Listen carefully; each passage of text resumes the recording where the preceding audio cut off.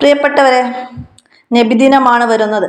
അപ്പം നബിദിന മദ്രസ പരിപാടികളിൽ നിങ്ങൾക്ക് അവതരിപ്പിക്കാൻ പറ്റിയ ഒരു കൊച്ചു പ്രസംഗം ഞാനിവിടെ പറഞ്ഞു തരാം. നിങ്ങൾക്ക് അത് ആവശ്യമുള്ളവർക്ക് ഉപകാരപ്പെടുത്താം. ബഹുമാനം എന്നതിനെ കുറിച്ച് കൊച്ചു പ്രസംഗം പറയുന്നത്. നമുക്ക് വിഷയത്തിലേക്ക് കടക്കാം. ബിസ്മില്ലാഹിർ റഹ്മാനിർ റഹീം.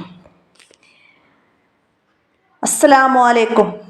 പ്രിയപ്പെട്ട ഉസ്താദുമാരെ, സഹപാഠികളെ, രക്ഷിതാക്കളെ, ഞാനിവിടെ ബഹുമാനം എന്ന വിഷയത്തെക്കുറിച്ചിട്ടാണ് പറയാൻ പോകുന്നത്.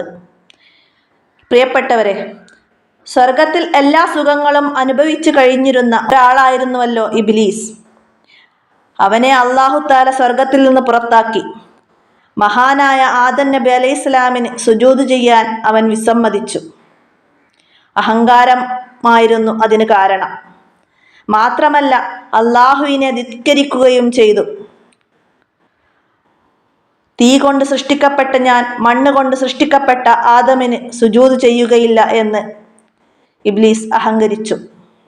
എൻ്റെ കൂട്ടുകാരെ, ഇതിൽ വളരെയേറെ പാഠമുണ്ട് നമുക്ക്. അതായത്, അനുസരണ ഏറ്റവും ആവശ്യമാണെന്നും അതിന് കൂട്ടാക്കാത്തവർ എത്ര ഉയർന്ന സ്ഥാനത്തിരുന്നാലും അവൻ്റെ സ്ഥാനം നഷ്ടമാവുമെന്നുമാണ് അത്. നമ്മുടെ മാതാപിതാക്കൾ, ഗുരുവര്യന്മാർ, മുതിർന്നവർ തുടങ്ങിയവരോട് നാം മര്യാദ കാണിക്കേണ്ടതുണ്ട്. എങ്കിൽ മാത്രമേ നമുക്ക് ഉന്നത സ്ഥാനത്ത് എത്തിപ്പെടാൻ കഴിയൂ.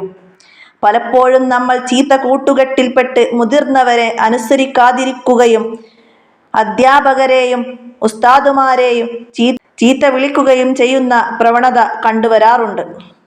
ഞാൻ എൻ്റെ പ്രിയപ്പെട്ട കൂട്ടുകാരോട് വളരെ ഗൗരവത്തോടെ ഉണർത്തുന്നു, അത്തരക്കാരായി നമ്മൾ ഒരിക്കലും മാറിക്കൂടാ. അത് നമ്മുടെ പരാജയത്തിന് തന്നെ കാരണമാകും.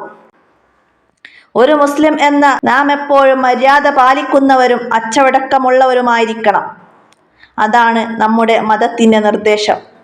അല്ലാതിരുന്നാൽ നാം വഴി പിഴച്ചവരായി മാറും.